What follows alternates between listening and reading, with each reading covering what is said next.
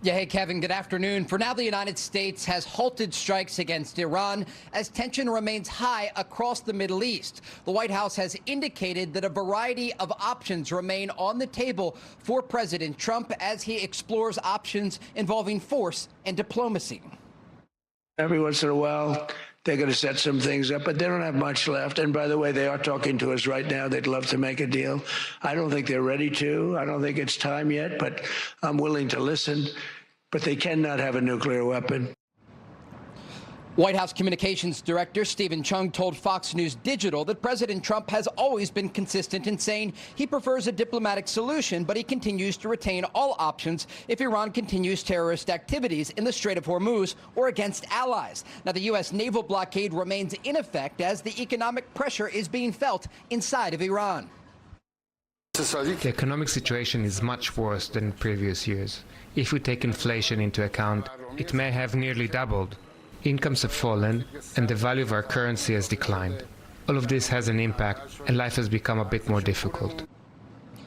As U.S. and Iranian officials say diplomatic efforts are ongoing to reach a deal that could end the current escalation, the Iran-backed Houthis in Yemen are once again in direct conflict with Saudi Arabia after attacking two Saudi-owned oil tankers last week. The Saudis responded with heavy airstrikes against the Yemen-based proxy group. The Houthis then ramped up attacks on Saudi oil refineries, launching new missiles over the weekend. Days ago, President Trump issued a warning to the Houthis, saying that if attacks on vessels in the Red Sea continue, that both the Houthis and Iran would pay a military price. There are a lot of moving parts in the region, but we know the U.S. military buildup continues in order to give President Trump a variety of options moving forward.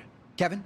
Trey Yingst for us in Tel Aviv. Trey, as always, we thank you for that. For more now on the war with Iran, we want to bring in Fox News contributor Kiron Skinner. She's a former director of policy planning at the U.S. State Department. Always a pleasure to have you with us, and this is one of those storylines that continues to evolve, Kiron. You and I have had a chance to talk about not just where we are, but I think most people would like to know, certainly from a political perspective, where we are going. What is your assessment at this hour, even as the president takes a pause for the day?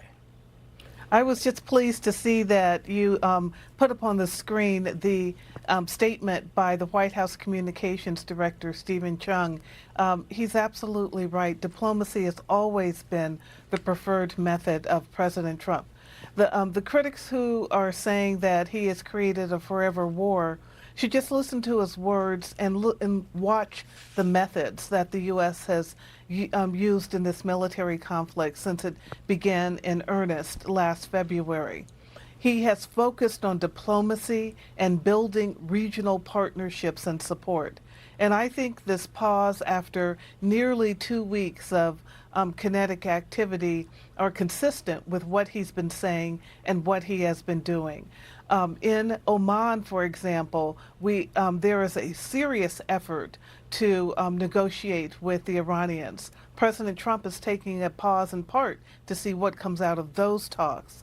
He has also put forth this idea of a civilian nuclear program for the Saudis that would be tied to recognizing Israel through the Abraham Accords. Right. The regional approach is what's taking place now.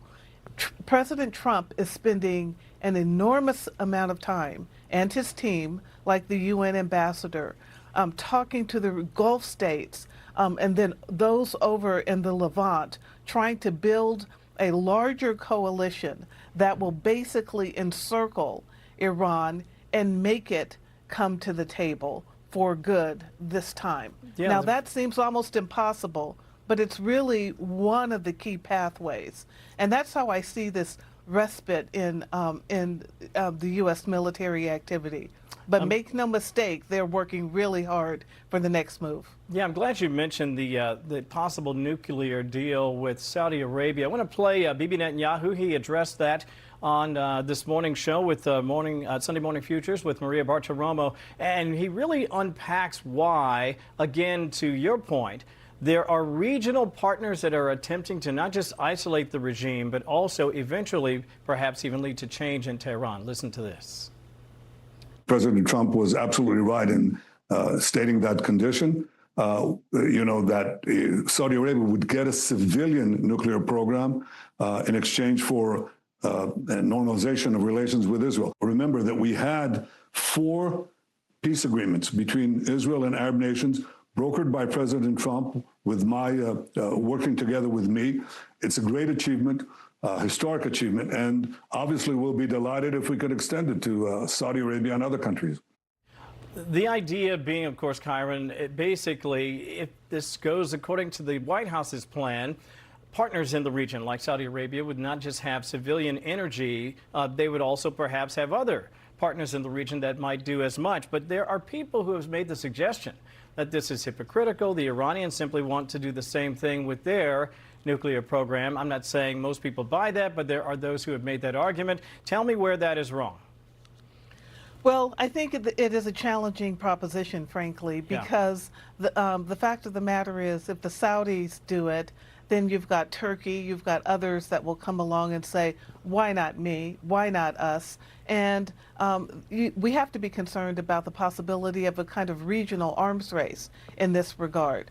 So I think it is important to think through this civilian deal, possibly with Saudi Arabia, and what it means in terms of other neighbors who are going to say, we want to keep up as well. But at the same time, civilian nuclear programs can be incredibly important for domestic prosperity and the export activities of a nation. And President Trump is trying to figure out, how do I get economic, commercial, military, security, energy deals across the board? And he's being very creative in this way and floating some ideas. Some may work, some won't, but there will be tight controls on the Saudi civilian program if in fact it happens. And it's not a done deal. Even if there's an agreement that's signed, it will evolve over time. Obviously, they're hoping to expand the Abraham Accords. That will be an important element of all this. Kiron Skinner, Yes. a real pleasure to have you with us on a Sunday. I know you're very busy, and I always appreciate your time. Have a good weekend. Well, it's great being with you always. Thank you. Thank you, Kiron.